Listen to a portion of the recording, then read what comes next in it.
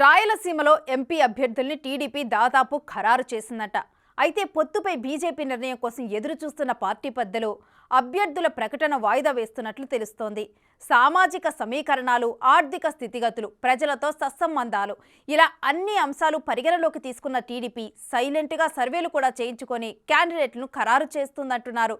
యువత సీనియర్ల కాంబినేషన్తో గెలుపు గుర్రాలను సెలెక్ట్ చేసిందని, అతి త్వరలో క్యాండిడేట్ల లిస్టును రిలీజ్ అవుతున్నాయని టీడీపీ నేతలు అంటున్నారు.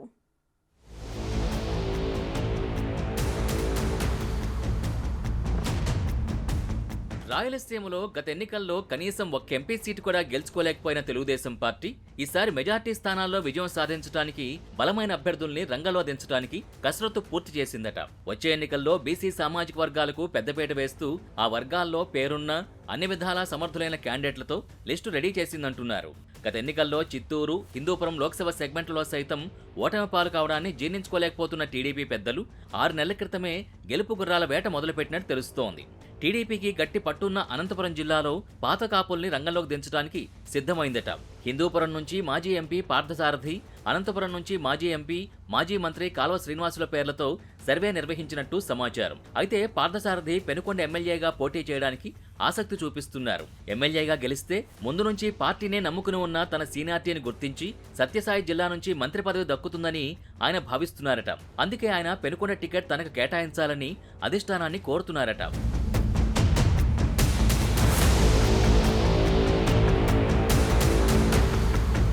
మరోవైపు మాజీ మంత్రి కాల్వ శ్రీనివాసులు గత ఎన్నికల్లో రాయదుర్గం నుంచి స్వల్ప తేడాతో ఓటమి పాలయ్యానని, తనకు మరోసారి రాయదుర్గం నుంచి అవకాశం ఇవ్వాలని అంటున్నారట. కడప జిల్లా రాజంపేట లోక్సభ స్థానానికి మాజీ ఎంపీ పాలకొండరాయుడు కుమారుడు సుగవాసి సుబ్రహ్మణ్యం పేరు ఖరారు చేసినట్టు తెలిసింది. బలిజ సామాజిక వర్గానికి చెందిన సుబ్రహ్మణ్యం ప్రభావం రాజంపేట ఎంపీ సీటు పరిధిలోని 7 అసెంబ్లీ నియోజకవర్గాల్లో పార్టీకి ప్లస్ అవుతుందని భావిస్తున్నారు. ఇక కడప నుంచి మాజీ మంత్రి ఆదినారాయణ రెడ్డి బరిలో ఉండే అవకాశం ఉందని తెలుస్తోంది. బీజేపీతో పొత్తు లేకపోతే ఆదినారాయణ రెడ్డి తిరిగి టీడీపీలోకి వచ్చి పోటీ చేస్తారంటున్నారు. ఇక కర్నూలు ఎంపీ అభ్యర్థిగా డాక్టర్ పార్థసారథి పేరు ఖరారైందట. అలాగే నంద్యాల ఎంపీ క్యాండిడేట్గా విజయం పార్థసారథి రెడ్డి ఫోకస్ అవుతున్నారు. అయితే పొత్తుల లెక్కలతో నంద్యాల లోక్సభ స్థానాన్ని బీజేపీకి ఇవ్వాల్సి వస్తే ఆ పార్టీ నుంచి నంద్యాల జిల్లా బీజేపీ అధ్యక్షురాలు బైరెడ్డి శబరి రేసులో కనిపిస్తున్నారు.